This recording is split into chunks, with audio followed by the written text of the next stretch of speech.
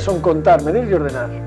Allá donde contemos, medimos, ordenamos, hay matemáticas. Entonces están básicamente en todo en la vida, ¿no? Y sí, hay una especie como de creencia entre la gente que la matemática es para la gente muy inteligente, es para la gente que tiene alguna especie de don especial y las matemáticas son muy importantes para muchas cosas. Entonces hay que tratar de romper esas diferencias y yo creo que una parte es quitarle drama a eso y que podamos relacionarnos de una forma natural y normal con las matemáticas como con otras cosas. Yo creo que cualquier oportunidad de quedar como un tonto hay que aprovecharla. Está bien, me parece bien.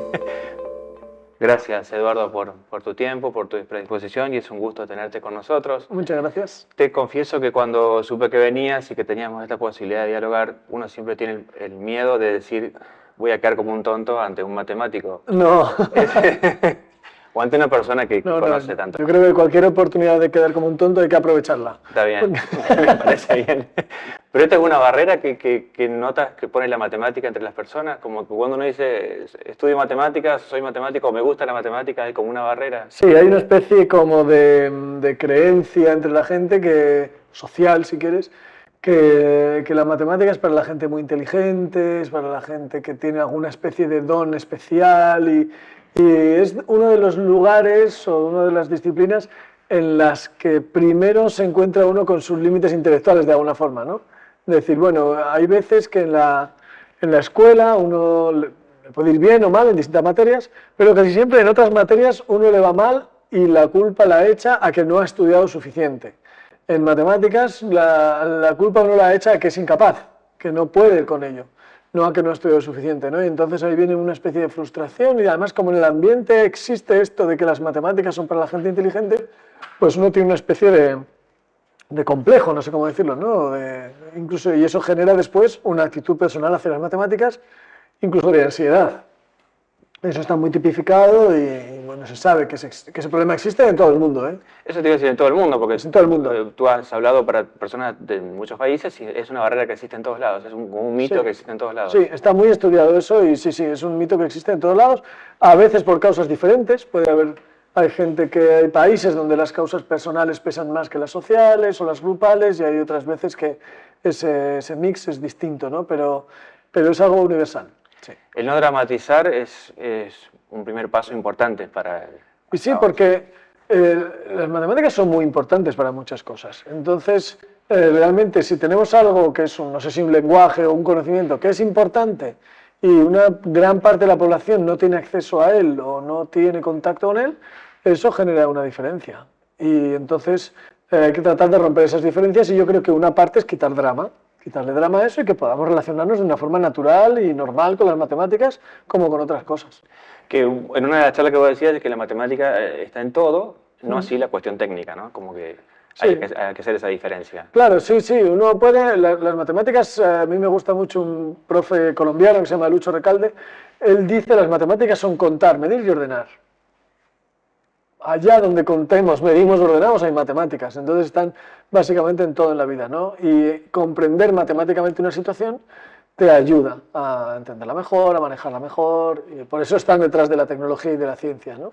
Lo cual no quiere decir que todo el mundo tengamos que saber hacer la técnica de integración de las fórmulas trigonométricas y resolver ecuaciones diferenciales complicadas. No hace falta que todo el mundo sepa eso, pero es verdad que el incorporar ese espíritu o esa especie de cerebro matemático que todos tenemos, incorporarlo en nuestra vida es beneficioso.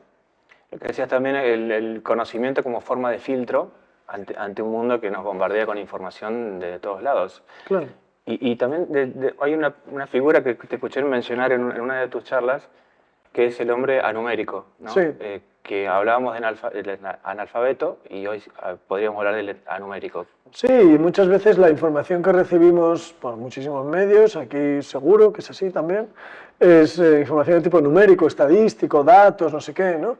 Y si uno no sabe interpretar eso, no sabe leer bien esos datos, esa información numérica, está a merced de quien te la da. Y quien te la da puede estar interesado en dirigirte hacia una dirección, hacia otra, manipularte de una forma o de otra, ¿no? Si tú no entiendes lo que te están diciendo, si no eres capaz, no digo entender el lenguaje, sí, claro, tú entiendes las palabras, pero si no eres capaz de tener una mirada crítica sobre eso, de saber si eso es así o no, si lo que te están diciendo está sesgado o no, pues entonces no eres libre para elegir. Así que de alguna forma la persona numérica, digamos, tiene menos libertad. Cuando presentas a la matemática como algo más accesible de lo que uno cree, ¿cuál es la reacción de la gente? ¿Es como, no sé, notas como alivio, decir, yo también puedo? Sí, en general las matemáticas son difíciles, hay matemáticas muy difíciles, eso es así. Sí. Y es una disciplina que es muy grande, históricamente tiene muchísimo desarrollo, así que bueno, hay matemáticas difíciles. Pero en general la gente es más capaz de matemáticas de lo que cree. Y entonces la reacción normalmente es buena, porque por un lado sienten alivio y decir, bueno, no soy tan tonto, no soy tan torpe. Y por otro lado, el decir, mira, se abre una puerta a disfrutar de algo o a incorporar algo en mi vida que yo no sabía que podía incorporarlo. Entonces, como que la vida crece también, ¿no? Cuando uno incorpora una nueva faceta. Igual lo podemos ver yo que sé, una habilidad deportiva, alguien que de repente aprende a jugar un nuevo juego, aprende a jugar un nuevo deporte, pues no solamente es que se siente reconfortado en sus capacidades, sino que además se le abre una nueva puerta de disfrute, una nueva puerta de enriquecimiento para su vida. Y con las matemáticas yo percibo eso.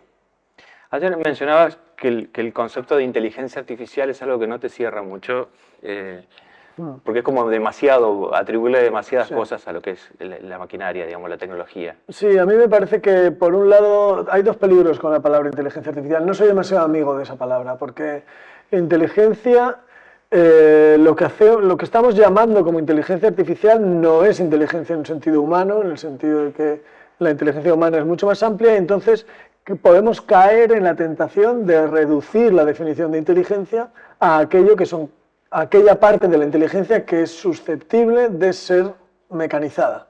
Entonces hay mucha parte de la inteligencia que no es susceptible de ser mecanizada de momento, y en un tiempo largo.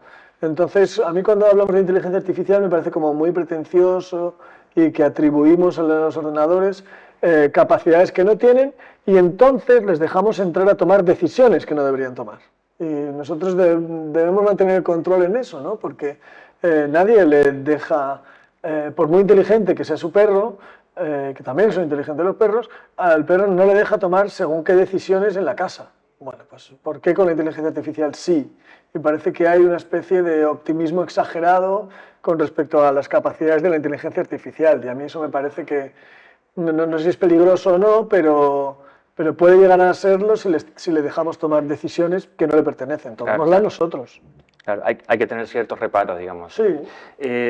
Después de toda una carrera y toda tu trayectoria, que es vastísima en el ámbito de las matemáticas, ¿te seguís sorprendiendo? ¿Dónde está la búsqueda o la motivación para seguir investigando, para seguir trabajando?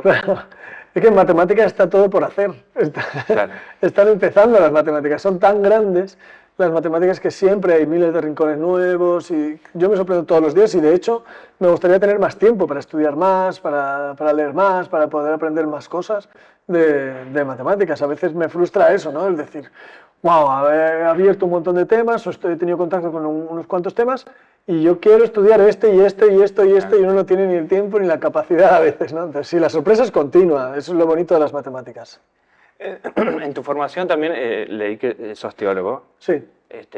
¿Cómo conviven en vos la teología, las matemáticas, esa dualidad? Y si crees que Dios es el mejor matemático o juega los dados con el universo. Las dos cosas. No, hay separación de bienes, o sea, no se relacionan realmente. Teología y matemáticas no son dos conocimientos diferentes, son dos formas de acercamiento a la realidad distintas. Yo mantengo la curiosidad y el interés por todo este tipo de cuestiones, pero no, en mi vida científica no tienen ninguna relación, ¿no? Es verdad que hay quien dice esta frase que se atribuye a Galileo y que muchas veces se cita mal, porque hay quien dice, Galileo decía que Dios escribió la naturaleza en lenguaje matemático. La frase de Galileo es: la naturaleza está escrita en lenguaje matemático. No mete a Dios por ningún lado. Pero incluso ahí yo creo que nosotros tenemos que tener en cuenta que más que la naturaleza sea matemática, quienes somos matemáticos somos nosotros, la matemática es la forma en que nosotros leemos el mundo, quizá no la forma en que está escrito, ¿no? Entonces a mí me parece que la matemática es uno de los movimientos más humanos que existen de acercamiento a la realidad. ¿Qué concepto? Porque uno tiene a la matemática como algo más abstracto, más alejado de lo que... O uno se aleja en realidad de eso, pero en realidad Sí. Es lo que nos hace más humanos. Nos hace muy humanos porque de alguna forma nuestra relación con el mundo no se limita a lo que percibimos y a la forma de encontrar refugio y alimento y una forma de reproducirnos, ¿no? Se lleva a muchas más cosas. Entonces nosotros de alguna forma tratamos de comprender el mundo, tratamos de comprender quiénes somos y de comprender el mundo. Y una de las formas de comprensión es la matemática. Casi toda la ciencia utiliza el lenguaje de las matemáticas para tratar de entender el mundo, ¿no? La química, la biología, la física, por supuesto, tienen de ciencia lo que tienen de matemáticas realmente. Y por supuesto tienen su método, experimentan y todo eso, pero para saber, ponte en la situación de la pandemia, por ejemplo, ¿no? Cuando la pandemia que pasamos. Los gobiernos tuvieron que tomar decisiones duras muchas veces, ¿no? Y esas decisiones uno no las quiere tomar a no ser que tenga un buen motivo para tomarlas. ¿Cómo sabemos si hay un buen motivo para tomarlas? ¿Cómo sabemos si es una enfermedad que está creciendo, por ejemplo? Claro. ¿Cómo sabemos si es una enfermedad que se está esparciendo por el mundo? ¿A qué velocidad? O medimos, o contamos, o no tenemos información. Entonces no podemos tomar decisiones. Por eso esto llevado en general es lo que hacemos los humanos con las matemáticas, ¿no? A tener una observación del mundo que nos permita tomar decisiones. Y para tomar decisiones hay que medir, hay que comparar, hay que modelizar, si quieres, ¿no? Y por eso podemos tomar decisiones. Por eso me parece que es tan humano el acercamiento matemático a la realidad. Eduardo, estamos en una instancia donde hay muchos docentes. ¿Qué tips o qué consejos o qué le podrías dar como sugerencia a los docentes que tienen que transmitir matemáticas a las nuevas generaciones? Bueno, yo creo que lo primero es conocer a quién tienes enfrente. Uno no puede enseñar si no conoce a sus estudiantes. Si no los conoces, no sabe qué les preocupa, por qué están ahí, qué quieren hacer, no sé, qué saben, qué ignoran. Eso para mí es muy importante. Conocer la materia. O sea, un profesor o una profesora que deje de estudiar en algún momento de su vida, pues es mejor que se dedique a otra cosa. Porque uno tiene que estar permanentemente aprendiendo más, teniendo más curiosidad, porque así es capaz de compartir. Y luego la tercera pata yo diría que es tener formación en comunicación. Tu labor fundamentalmente es comunicar un conocimiento a personas que no lo tienen o que tienen una relación con él pobre, ¿no? Vale, pues ponerlos en contacto. Entonces, si tú no sabes cómo se comunica, pues probablemente no vas a tener éxito en eso, ¿no? Y éxito se mide más que en el número de aprobados o de suspensos o de la gente que viene a clase, en cómo despertamos el interés por el conocimiento. Digamos, uno tiene que salir, por ejemplo, de la secundaria, pero también de la universidad, con ganas de saber más. Si uno sale de un curso con ganas de no volver a saber nunca nada más de aquello que dio, pues ahí hay un fracaso. Yo creo que el objetivo fundamental de la educación es generar amor por el conocimiento. Por supuesto, adquirir los conocimientos, por supuesto, pero tener ganas de saber más. Y por último, en cuanto a tu experiencia también como divulgador, comunicar la ciencia, ¿qué no puede faltar al momento de comunicar la ciencia? De hacer esos contenidos más abstractos, hacerlos llanos. Ya, yo creo que uno no tiene derecho a aburrir, uno no puede aburrir, porque el aburrimiento que es una herramienta muy poderosa y muy importante, ¿no? El aburrimiento a veces está menospreciado, pero el aburrimiento es una señal muy buena de que algo está fallando, de que necesitas cambiar de actividad o que necesitas hacer otra cosa, ¿no? Entonces, si uno identifica ciencia con aburrimiento, conocimiento con aburrimiento, pues entonces tenemos un problema. Entonces, eso es una cosa. Otra cosa muy importante, yo creo que uno tiene que tener a la hora de comunicar la ciencia, lo mismo que a la hora de ser docente, ¿no? Conocimiento de quién está ahí, conocimiento de la propia materia y conocimiento de la forma de comunicar eso. Y eso hará que se contagie esto, ¿no? Entonces ahí hay una labor buena, una labor incluso social de la gente que comunica ciencia, porque una sociedad que no es capaz no solamente de entender la ciencia, sino que no es capaz de generar ciencia, de generar conocimiento, es una sociedad a la que no le va a ir bien. Y no es contradictorio con estar atentos a las necesidades básicas, digamos, ¿no? Yo creo que hay muchas veces que se piensa, lo decía, yo creo que lo dijo ayer mismo Diego Golombek, él decía, no es que una sociedad primero tiene que ocuparse de sus problemas básicos, digamos, de subsistencia y después entonces dedicarse a hacer ciencia. No, más bien es al revés. Las sociedades que se dedican a la ciencia, las sociedades que generan conocimiento, van a gestionar muy bien, mucho mejor probablemente sus necesidades básicas.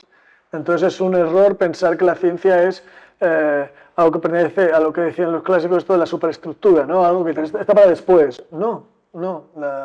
La ciencia, el conocimiento científico es un motor de bienestar en la sociedad y por eso creo que la divulgación científica es importante ahí. Eduardo, muchísimas gracias. No, gracias a vosotros.